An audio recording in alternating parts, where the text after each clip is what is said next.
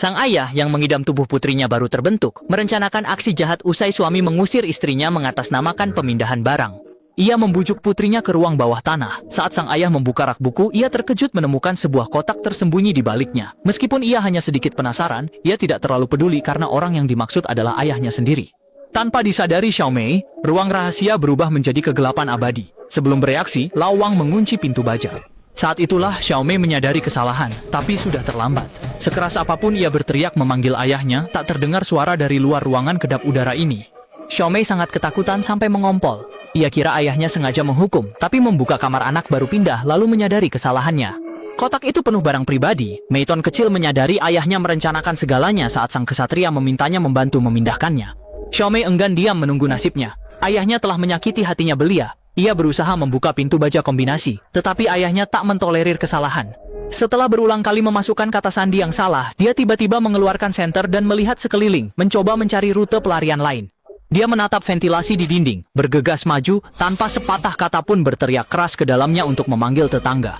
Tak disangka, Wang Tua menutup ventilasi itu dengan selimut. Meskipun Xiao Mei berteriak minta tolong, tak ada suara di luar. Sementara itu, ibunya semakin khawatir dengan putrinya yang tak kunjung pulang semalaman. Xiao Mei sudah hilang 48 jam, maka orang tuanya langsung melapor ke polisi. Saat polisi tiba di rumah, Pak Wang justru memberitahu petugas bahwa Xiao Mei memang sudah lama berniat kabur dari rumah. Semua barang bawaannya hilang. Mendengar itu, petugas mengerti dan menenangkan ibu bahwa anak zaman sekarang cenderung memberontak, apalagi banyak kasus serupa di kantor polisi. Terakhir, kehabisan uang ia pasti kembali. Kasus hilangnya Xiao Mei tetap tanpa kejelasan. Dia tak sabar turun ke ruang bawah tanah. Xiao Mei mendengar suara langkah kaki dari luar dan cepat-cepat bersembunyi di sudut dinding. Saat Pak Wang menutup pintu, dia langsung menerjang dan menjatuhkannya, berpikir akhirnya bisa kabur. Namun tak disangka di luar masih ada gembok kode. Seluruh ruang bawah tanah kedap suara, teriakan sekuat tenaga sia-sia, harapan lepas. Xiao Mei sadar kaburnya, lalu ditarik kembali ke bilik rahasia tertutup. Ayahnya langsung mengancam terbuka. Jika dia nurut perkataannya, hidupnya akan nyaman di sini. Tapi kalau main-main atau melawan, dia akan merasakan hidup lebih buruk daripada mati. Mulai detik itu, Xiao Mei tak mengerti mengapa Pak Wang memperlakukannya begitu, melakukan hal-hal tak tergambarkan. Usai semuanya, ia putus asa meringkuk sambil menangis.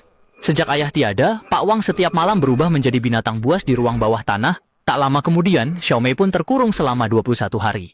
Kebetulan hari itu, ulang tahun Xiao Mei yang ke-18. Pak Wang sengaja menyiapkan sepotong kue ulang tahun untuknya. Tapi Xiao Mei tak merasa senang. Ini pasti ulang tahun paling tak terlupakan baginya. Kemudian Pak Wang menyerahkan sebuah gaun panjang merah seksi, berkata jika dipakai, permintaan ayahnya akan terwujud, namun segera membantunya meloloskan diri.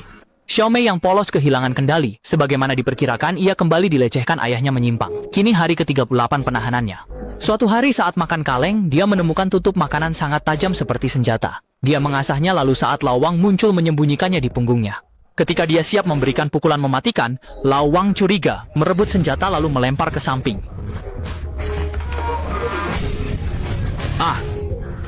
Begitulah, Xiao Mei sekali lagi mengalami siksaan kejam dan berdarah-darah. Waktu terus berjalan dan kini sudah 1 tahun berlalu.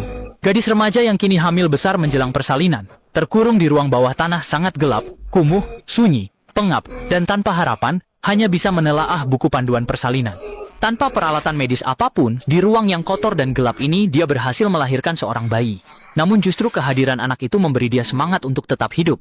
Ibunda Xiao Mei menangis seharian tanpa tahu putrinya dikurung suaminya di ruang bawah tanah, sementara Xiao Mei baru saja melahirkan anak keduanya.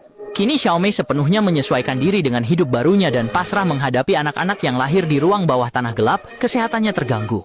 Mereka semua menderita penyakit, tapi Lao Wang tetap acuh. Memasuki tahun ke-7 tahanan, Xiao Mei di ruang bawah tanah melahirkan anak ketiganya. Ruang bawah tanah sempit tak menampung 4 orang, ia memikirkan masa depan 2 anaknya lalu, setelah berdiskusi dengan Lao Wang, menyerahkan mereka ke orang tuanya.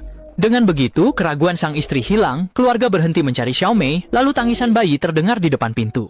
Setelah ibunya menemukannya, di keranjang ia menemukan sepucuk surat dari Xiao Mei yang memberi kabar masih hidup, membuat ibu lega, hanya mengambil bolanya di dasar tanpa menyadari. Melihat gaun merah, Lao Wang murka bagai petir, berlari ke ruang bawah tanah dengan amarah membara, melemparkannya ke Xiao Mei, lalu ia seketika dipenjara selama 17 tahun.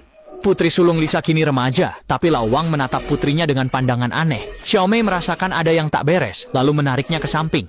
Karena tahu Lao Wang binatang buas yang bisa berbuat apa saja, ia segera menjauhkan suaminya dari putrinya agar tak membunuh sang gadis. Justru tindakan itu Namun Lawang berniat jahat pada mereka, lalu memutus saluran listrik saat pergi. Tak lama ayah menghadapi krisis ekonomi, tertekan karier, ia tak lagi mampu menafkahi mereka. Demi benar-benar membebaskan diri, Wang tiba-tiba berseru. Saat itu muncul pikiran jahat. Saat malam sunyi, ia memasukkan selang ke ventilasi ruang bawah tanah, bermaksud menggunakan gas buang mobil untuk mencekik mereka sampai tewas.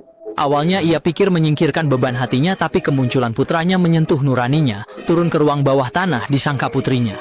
Tersedak gas buang hingga sulit bernapas, Xiao Mei menatap putrinya yang nyaris sekarat. Ia memohon pada Wang membawanya ke rumah sakit, tapi ia khawatir hingga terpaksa. Ia terpaksa meninggalkan putranya sebagai jaminan di ruang bawah tanah. Tak patuh, bebas menyiksanya. Setelah mendengar itu, ia pun mengantar putri sulung berkendara cepat ke rumah sakit. Berkat pertolongan cepat dia hanya koma, membuat hati Xuanzi akhirnya lega. Namun saat itu dokter mengatakan mereka tidak memiliki data identitas dan meminta Wang mengisi formulir. Di sisi meja, Xiao Mei melihat seorang polisi dan langsung mengambil keputusan berani.